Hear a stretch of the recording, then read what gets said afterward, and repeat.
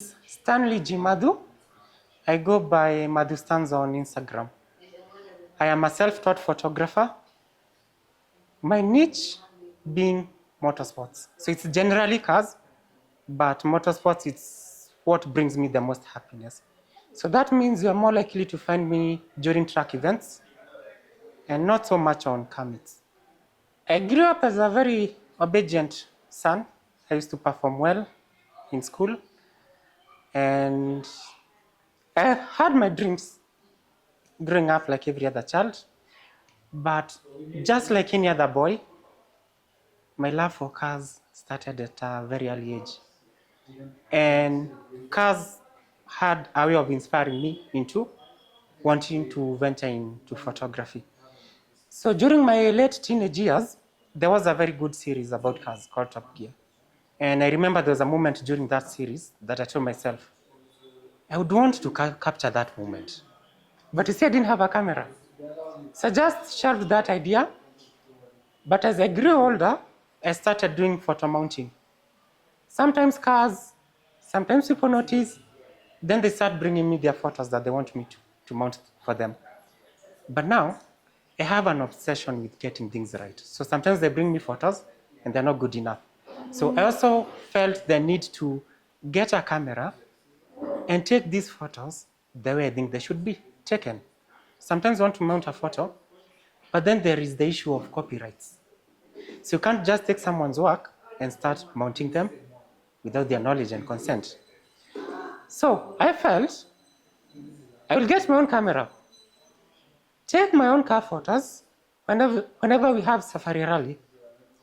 And that way, I wouldn't have to go through the hassle and challenges of trying to find who's the copyright holder, how can I get this photo, how can I mount it. You see, now when I have a camera, I can shoot the way I want photos shot. I can edit, they want them edited. I can mount the sizes I want. So if I need a big mount, I take the highest resolution possible and get my mount. So it's been a journey from my love for cars, wanting to capture moments as I watch content about cars, photo mounting, and now an obsession now. As I ventured into photography, I didn't involve anyone because it came a few years ago. So there is what I studied in college. There is the different path I took after college. I've done sales and marketing. I have a small business I'm running. And photography first started as a passion and as a hobby. So currently, it's more of a leisure activity and a hobby as I find a way to commercialize it in future. So I have a business that I run that finances my photography. I practically started pursuing photography in 2022. That is when I bought my first Sony A6400, which I outgrew very quickly. So my goal with that camera was to attend Safari Rally at Kasarani grounds. And the first challenge was Safari Rally only comes once a year. And getting into the bushes in Naivasha is nearly impossible. The good thing is that they always bring a part of that event within Nairobi. There's always a special stage around Nairobi. So I would grab my camera, run to Kasarani grounds, find an opening on the fence because they put a fence for security reasons. Try to get as many great photos as possible. So there's a restriction of you can't get close enough to the action. But that is when I started realizing that motorsports is a dangerous sport and safety is very important. So the next event I came back with a ladder to climb on top of the fence without trespassing and still get the photos. The next challenge was getting reach because the lens I had at the time had a very minimum focal distance. I couldn't zoom far enough.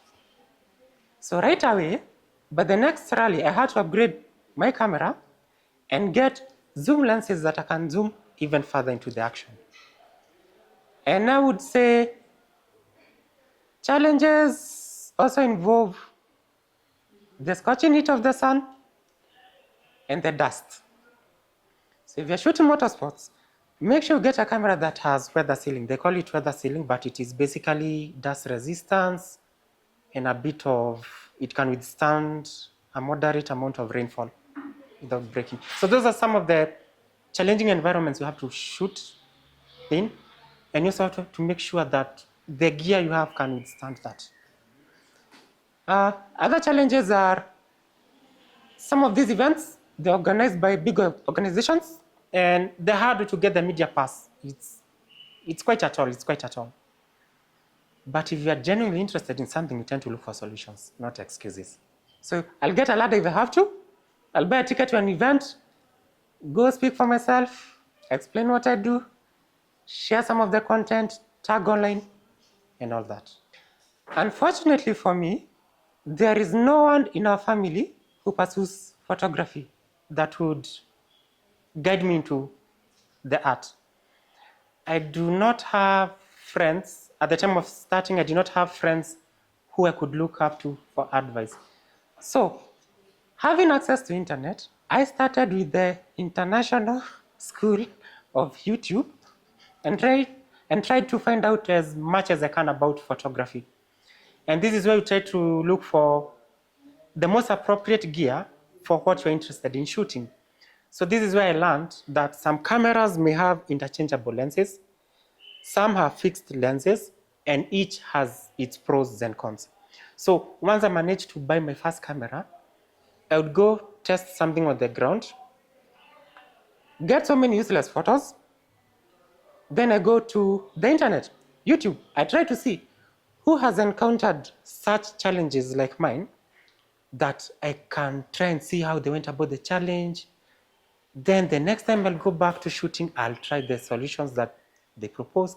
So I shoot first, try and error, then go to the internet, mostly YouTube, to see how I can overcome the challenges that I'm facing.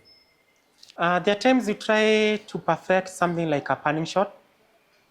I'm becoming very good with panning shots.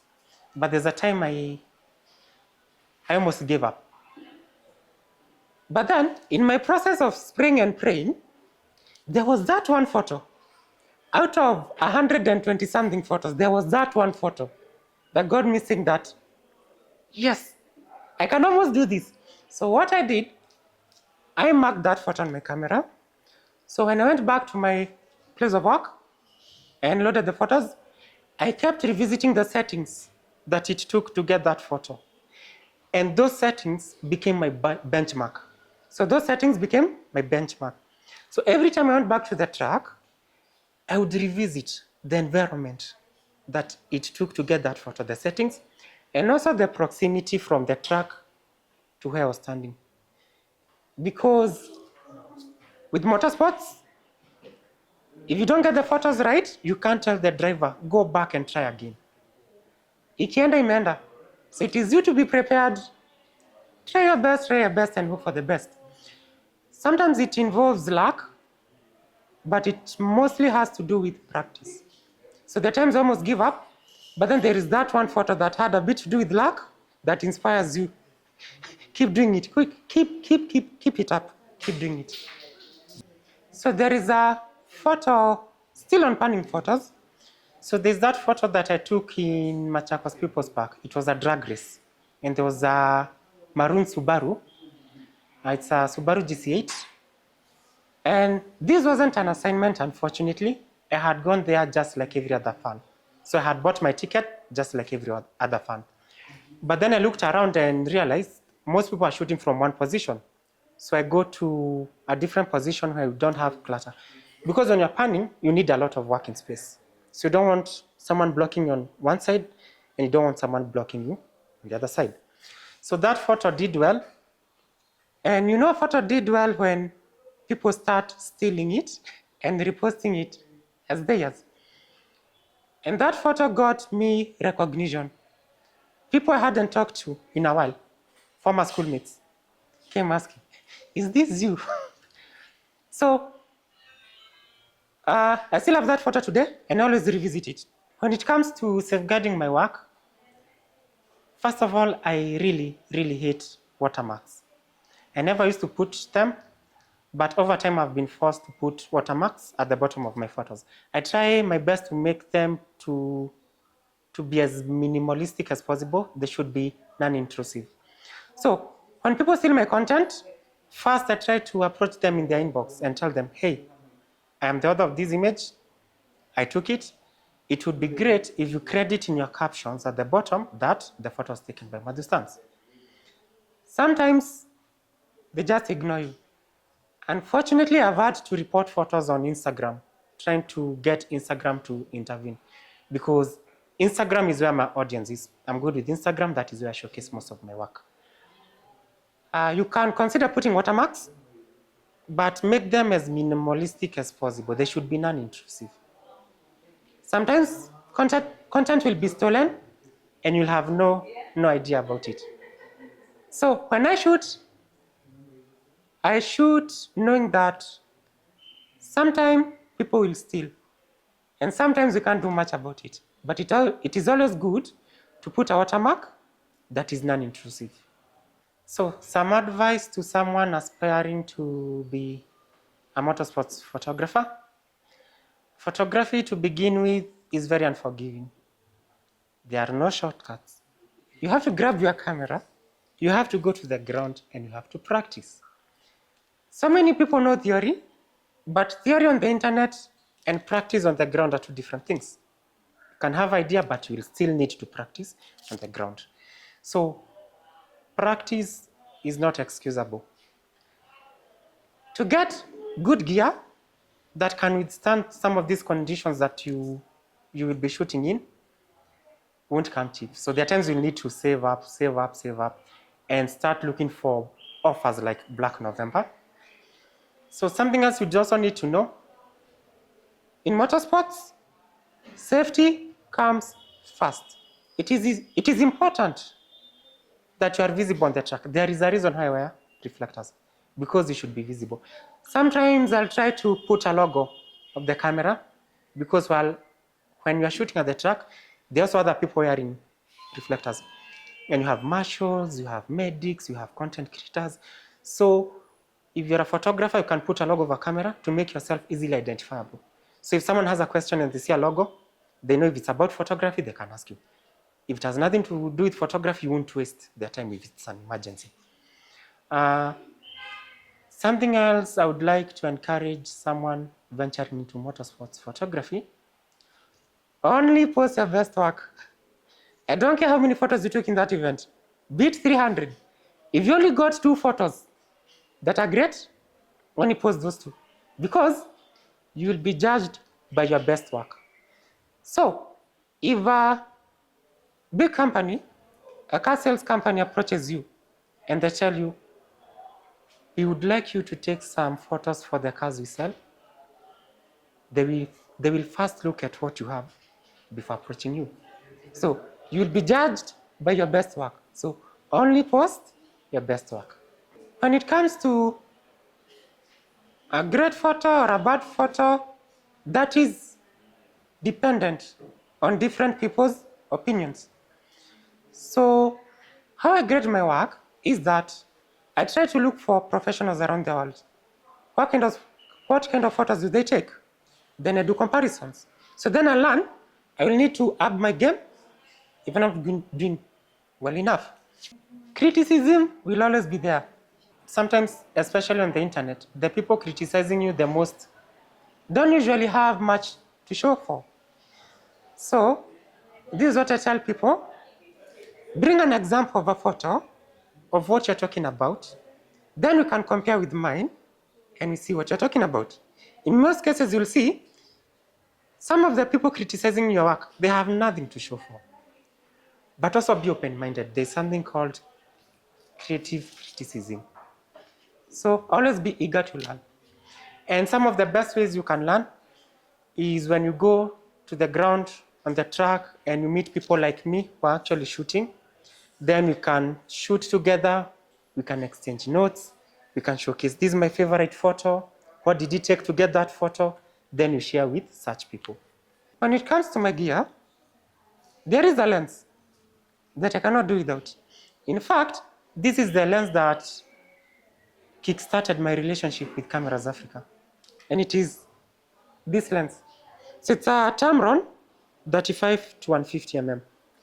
So if I'm attending an event and I can't decide which lens to bring, I never go wrong with this one. Something else about this lens is that it saves me from the hassle of having to carry a 24-70 and a 70-200. 35 mm is wide enough outdoors. Anything I can shoot at 200 mm, I'll still get it at 150 mm full frame. Then, more importantly, motorsports events are usually outdoor events. Sometimes you have rain, sometimes you have dust. That is not the kind of environment you want to be doing a lens changing. So this lens summarizes two lenses for me. My relationship with Cameras Africa began in 2022 November, the first week of November. So I had just upgraded my camera from Sony 6400 to Sony 7R3. So I needed a single specific lens. Then through word of mouth, someone led me to this shop. They explained to me, go to Kenyatta Avenue, look for Cameras Africa. So when I walked in, I talked to branch manager. I asked her, would you happen to have Tamron 35 to 150 mm, f2 to 2.8? And she said, yes, we have it. You see, this is a very rare lens. Not many people understand its value proposition. So the moment she told me we have it, I felt at home. So it was my first full frame lens. Now the relationship was so great that I ended up coming back for another lens, Tamron as well, zoom, and also came back for another lens, Tamron 150 to 500. And the reason why I got the 150 to 500 mm is because sometimes, due to safety reasons, the marshals will not allow you to shoot photos from a distance that is considered too close to the track. So you need a lens that you can be far away for safety reasons and zoom into the action. As far as future plans are concerned, I would say there is a photographer who has been inspiring me a lot, and he shoots motorsports a lot. His name is Larry Chen. He's American. And it is my dream that one day we will sit down and Larry Chen, we will exchange notes based on gear, shooting environments, and experience, because he has way much more experience than I do. As far as projects are concerned, I have a personal friend who has been pushing me into motorsports, because I used to shoot Safari Rally, and it's a once-a-year event. The camera would just sit gathering dust until the next one. So he started pushing me into attending these local events that we have. They're not as big as Rally, but they also have their own fun. And if he ever tells me he has a project and he would want me to come on board as a photographer, he's an architect, I would be more than happy to help showcase his work. Am I allowed to mention his name? So his name is Godfrey Ochim. He's a good friend. He lectures me like a younger sibling. But I really like that he pushes me into doing more, do more, do more. No excuses, get it done. And thanks to him. Challenges will always be there. But if something is important to you, you will look for a solution. You won't look for excuses. So for people who would like to work with me in future, you can always reach me out on Instagram as Mathu Stands. And I already have other photographers who I work with, and we always plan and make arrangements. There's an upcoming event. We will both attend. We shoot side by side, exchange ideas, collaborate on content. I am always active on Instagram. You can always find me there. I am based in Nairobi, so even if I travel for photography purposes, I'm always back in Nairobi. So it's way much easier to find me in Nairobi. Cameras Africa, equipping storytellers.